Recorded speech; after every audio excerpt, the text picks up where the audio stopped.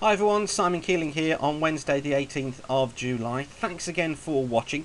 Struth, that was a bit of a severe haircut, wasn't it? I've only just realised quite how severe that was. Anyway, moving on. Yeah, as I say, just a quick video for you today. And as always, thanks for coming along and using the site. Thanks for telling your friends about it. Tell as many people as you can. Retweet it, put it on Facebook, because it's that puts more adverts in front of you, which generates revenue, which keeps the site free of charge. I was doing some forecasts yesterday for a client, looking at some winter prospects, and it was amazing because out of all the main models that produce long-range forecasts, none of them were going for an above average temperatures through the course of the winter months. In fact, all of them were going with normal to cold temperatures. So it's an interesting one to find out. I'll do some more videos on that over the coming weeks. But this is a chart I wanted to show you from the CFS. Those of you getting my Twitter feed will know about this, and also Facebook. I was twittering about this last night. This is the CFS. So go to weather charts, click on CFS down the left hand side, and then click on M1. This is forecast member 1. Click on week 21 to 24. And these forecasts, by the way, are updated every day. They're available by sort of 6:30 each morning. And this is the mean temperature for the 4 weeks ending the 29th of December. So this is effectively December. Look at the temperatures, 2s to 5s. So that's pretty cool. But then look what happens. And I don't mean cool. I mean cool. And then look what happens for January. That's the 4 weeks ending the 25th of January. So the following 4 weeks. Look at those temperatures. That's really cold. And it's cold through much of Central Europe as well. So we need to be watching this now, and I'll be keeping my eye on this just to see exactly what's going on with this forecast, because all the models are going cold for winter, and they have been for some time. Anyway, back to today. I did say it was just a quick video. I've got places to go, people to see today, so my apologies for this one being a quick one. This is the ensemble model for today. This is valid for today, and it goes in 6-hour steps. Low pressure, look across the British Isles. It's this that's bringing rain across the country during the course of today. That low is clearing its way eastward, so through Thursday we go more into a northerly, bringing some showers. Most of the showers affecting eastern coast. More western areas look as if they should stay dry. As we head in towards Friday, well, the high pressure is building in, but there will be some showers developing. Midlands, Wales, northern England could well see some showers on Friday, despite the proximity of this high. However, that's going to be clearing its way eastwards, and I think we should find that Saturday's a dry day with some good sunny spells as this lovely ridge of high pressure builds in. So we should be in for a fine day on Saturday. By Saturday evening, though, we've got rain and stronger winds coming into Western Scotland and Western Ireland. Down to the south, we stay generally dry under high pressure.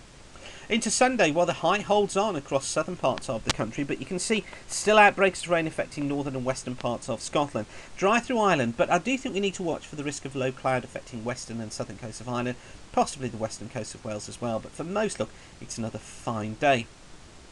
Into next week through Monday, well, we've got dry weather in because of the high pressure to the south, but you'll know the story of this. I've been telling you I didn't think Scotland and Ireland would fare so well from the fine weather, and that's really confirmed by this. So breezy conditions across Scotland and the north and west of Ireland with outbreaks of rain here. Best of the sunshine, I think, Midlands and eastern parts of England and eastern Scotland. Into Tuesday, much the same, really high pressure holds on to the south, still outbreaks of rain across northern and western parts of Scotland.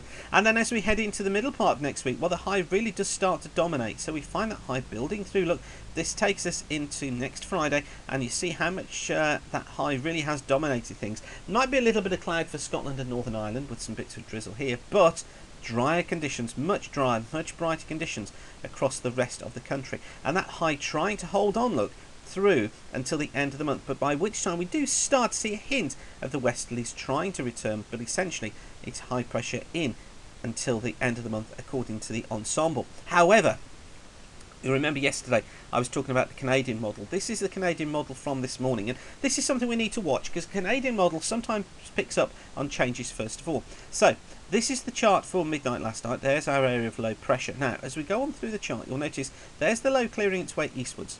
And there we are, look, good agreement as we head into the weekend, into Friday with a high pressure building in. There's Saturday, it is Saturday, isn't it, 21st? Yeah, Saturday, with our high building in. There's the low, look, taking the front into western Scotland, bringing the outbreaks of rain there. Now, into Monday, breeze conditions to the north, yes, the high pressure to the south, but look at the trough out to the west here. This is critical on this model. Tuesday shows the high still there, and through Wednesday as well, but look, this trough is developing a feature out in the Atlantic. And watch what happens as we head towards the end of the month. It becomes a main feature with an easterly flow developing through the country. So still high pressure, but that trough is pretty close by. There's the 28th. That trough is pretty close by. This could bring thundery rain to Southern Ireland, perhaps to southwestern parts of England too. But some hot weather, that's the story of this model, is hot conditions coming up from about the 26th or the 27th. Now, I think this perhaps is the way this story is going. So we've still got the emphasis on dry weather through the rest of the month, but we need to watch for the risk of thunderstorms into southwest Ireland and southwest England from about the 28th, 29th onwards. But we could be going very warm.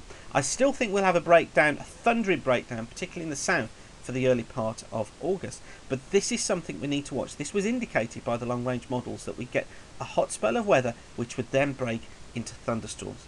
So we'll watch and see how this develops. But for now, thanks for watching. As I said, the sites get free of charge by the advert you see around the screen. By you coming, using the charts, that's what keeps it free of charge. Oh, and I should also mention that yesterday on the charts we added in, if you click on weather charts, different regions. So you can now get forecasts for the UK, you can get forecasts for France, you can get forecasts for the central parts of Europe, so Germany and the Low Countries, Switzerland and Austria, with more being added soon. We've got Spain on there too.